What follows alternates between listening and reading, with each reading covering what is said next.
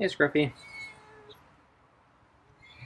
the camera app just crashed, so I had to restart it.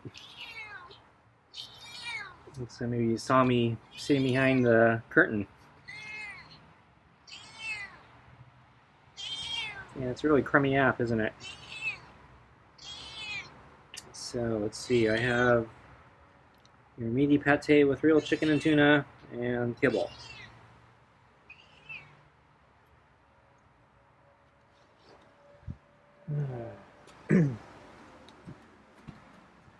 Okay.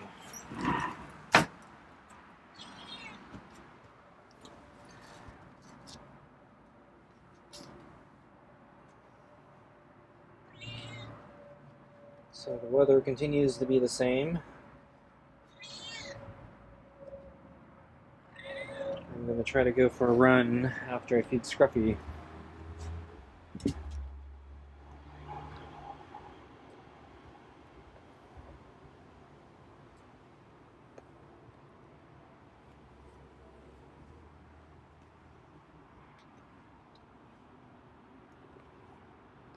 I've been debating on whether I should go for a run or go for a bike ride. Not feeling that energetic today. I think actually a bike ride might make more sense, but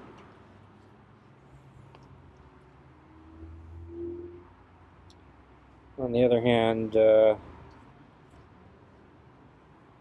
since I've had a off day, my legs are probably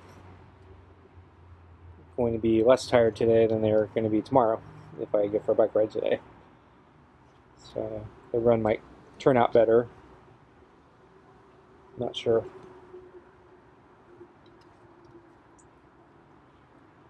So I'm going to try the run. I already put on the duct tape to try to prevent calluses or corns.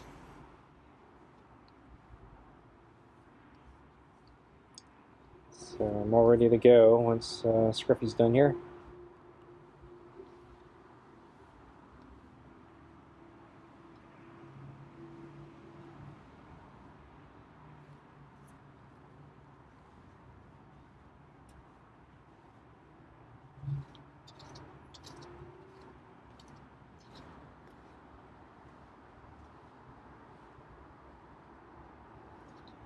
Scruffy turned around real quick there. He's a little worried he's going to scratch. Uh-oh, okay. He was kind of nibbling on the glove, I think. Yeah, so when he turns like that, usually he scratches, so makes me nervous. So I gave him a flea pill 2 nights ago, and he was well behaved yesterday. So maybe he'll continue to be well behaved. Because yeah, yesterday he actually approached me when I was standing next to the water. It's very unlike him.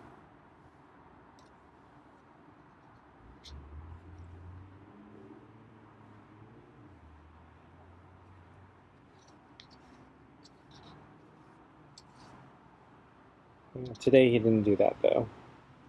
So today is a little more typical, I think.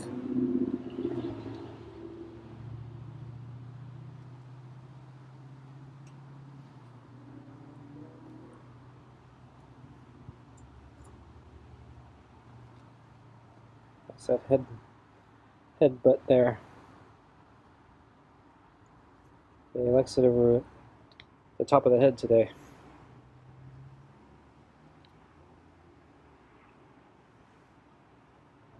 Oh, okay. So yeah, I touched his back hind quarter there. I was, I think, in that general region a couple days ago when he scratched. But I think I was a little further up in the center of his body. But yeah, he turned around so fast, I thought he was going to scratch there, because he tends to do that.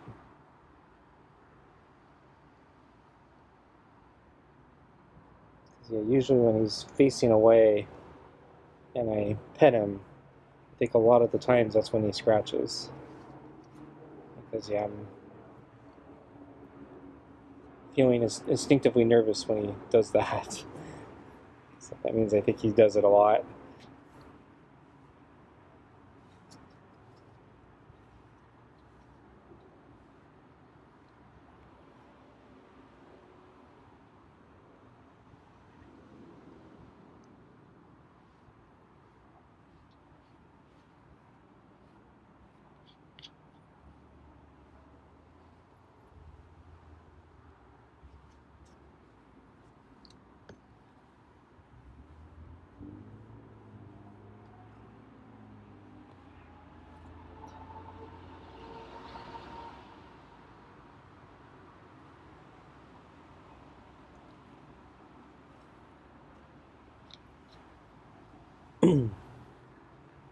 Yeah, he's climbing up.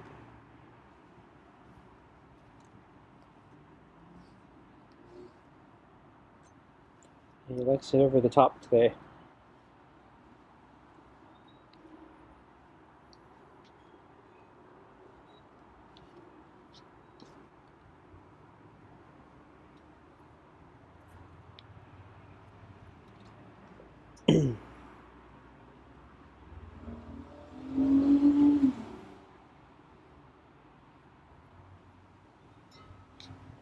So let's see what else is going on. Oh, I have a cousin who's going to get married.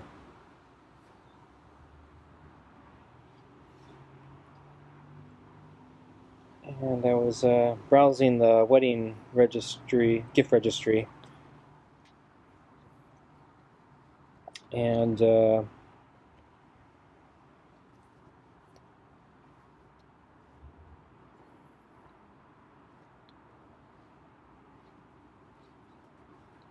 yeah, I don't know, yeah, pretty much anything about it. And any of the items that were on the registry, except for one.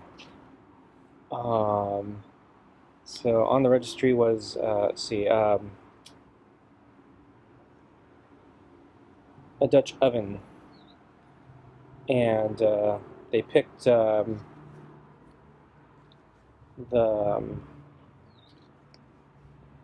it's the best brand in the who makes Dutch ovens. I think it's a French brand. I think it starts with Law or Lay. I forgot the name, but I know they're like the top brand in the Dutch oven space because the reason I know anything about Dutch ovens right now is because I think it was a couple years ago. Yeah, I was looking for a Dutch oven for myself, and I wanted to use it in my sun oven. So I read that putting a Dutch oven and a sun oven together can actually be really effective for certain types of food. So, in particular, cooking stews. Um, it's like perfect in a sun oven because basically, so like slow cooking a pot roast or something like that. Um, so if you have sun all day, basically you can slow cook your roast in a Dutch oven powered by the sun, and you don't actually even have to worry about direct sunlight through the whole day because you're slow cooking it. You can, I think it was sufficient to basically get sun just when you start, and then let it just kind of sit the rest of the day at the lower temperatures because the sun oven will keep all the heat trapped in, and the Dutch oven will also keep the heat trapped in. And I had some successes with the Dutch oven and the sun oven, so it wasn't fire and forget completely. It took a little bit of learning and tweaking. So like, how much sun should you get, and when can you turn it, and yeah, so there is a little bit to learn, but yeah, it all overall it usually comes out pretty good, and Not that a crock pot costs that much to run, but you can run this completely free from the power of the sun.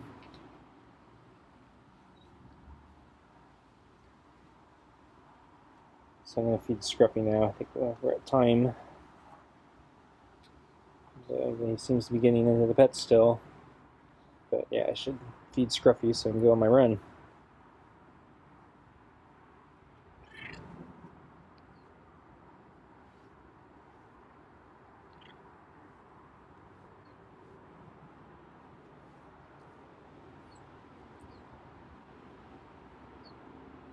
Okay, let's get your food.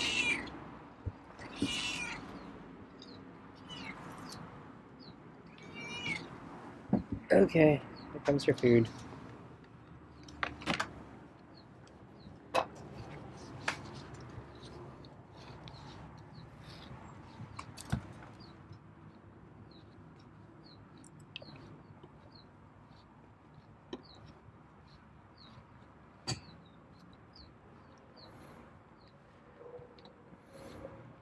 It's hard to pet at this angle. Also because the chair's leg is right next to the thing. Or right next to him, so I keep bumping the chair leg with the handle of the brush. Because I'm holding it funny. I'm doing this at a weird angle.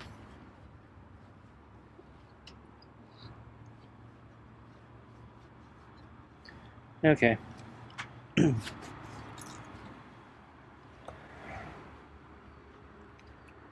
So let's see, I didn't see Scruffy today in the morning, but I did see him kind of at lunch when I brought out the water. I was looking around, didn't see him again, so I thought maybe he was off the deck again like yesterday. But then I finally noticed him in the far corner of the deck where there's a plant where its leaves are growing through the railing, and the leaves are draped over, so coming through the railing and draped over Scruffy. So he was basically hiding or sleeping hidden in the plants. And I didn't notice it until I got a good look. Noticed he was camouflaged by the plants. So, pretty good hiding spot. And so, yeah, he remained there as long as I was out here. And then I think finally when I went back in, he decided to get up and come towards the water. And he took the long... So instead of coming directly in a straight line, he walked along the edge of the railing, so I couldn't see him around the corner of the wall. If he came straight, he would have been in sight, but he decided to go the long way. Thought that was interesting. So I remember reading that mice and probably rats, when they scurry through a area like a house or something, they always run on the edges of the walls, and I heard that they use their whiskers against the side of the wall to basically navigate. So I guess since they're in the dark most of the time, yeah, they can use the extra sense from the whiskers to help them navigate. But I guess instinctively, yeah, they know they should run along the edge of a wall or something so they can take advantage of it. So I'm not sure if that was what Scruffy was doing. I'm skeptical he was actually running his whiskers on the edge of the railing.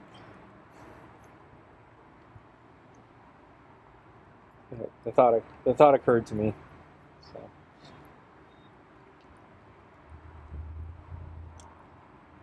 There's your trivia for the day.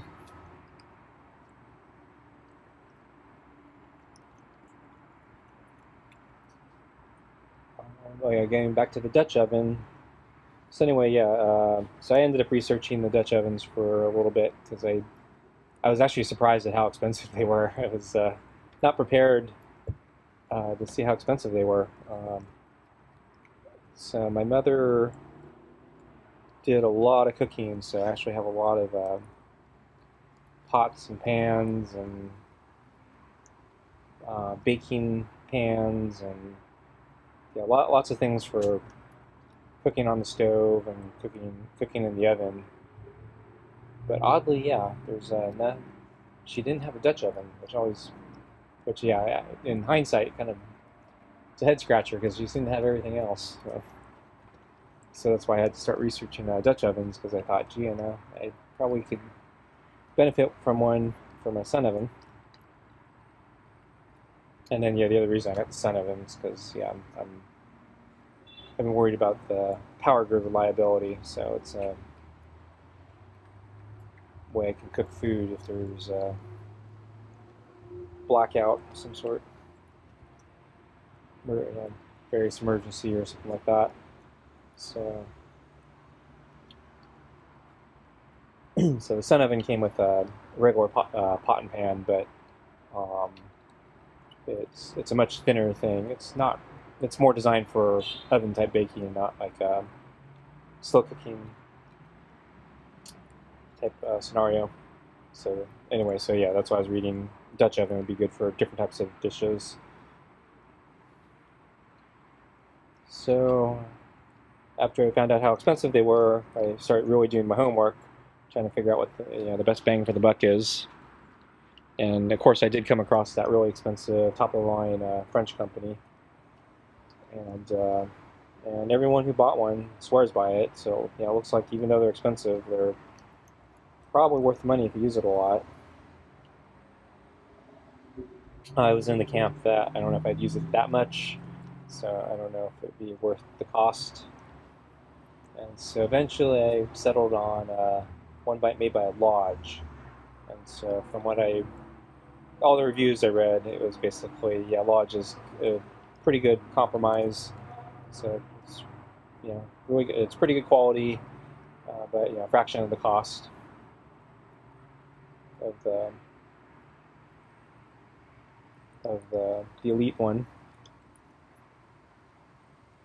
And yeah, so far, yeah, it's been fine. I don't think I have any complaints. I think I might have noticed, or there was like one little blemish or blister or something. I think I noticed at one point. I wasn't sure if it was there before or had developed after a certain number of usages. So I think that might be the only thing I've noticed, but it's not a major deal for me. And I think it was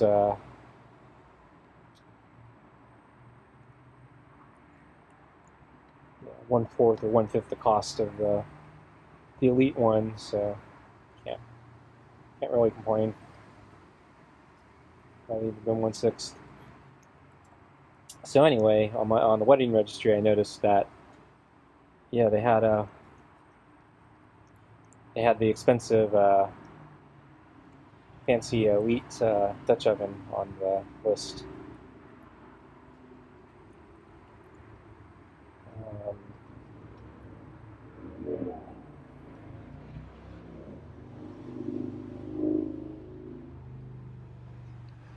so unfortunately, it's the most expensive thing in the registry. I don't think they actually expect anyone to get it for them.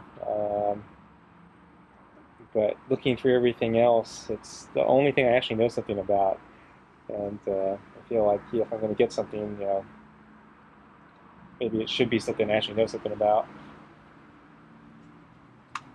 I'm going to move the balls.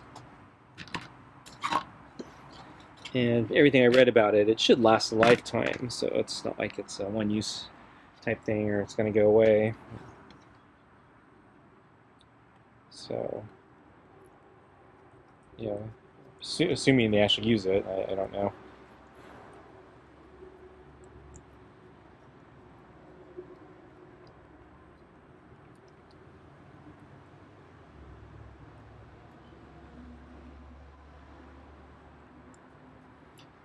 So anyway, I'm thinking about it.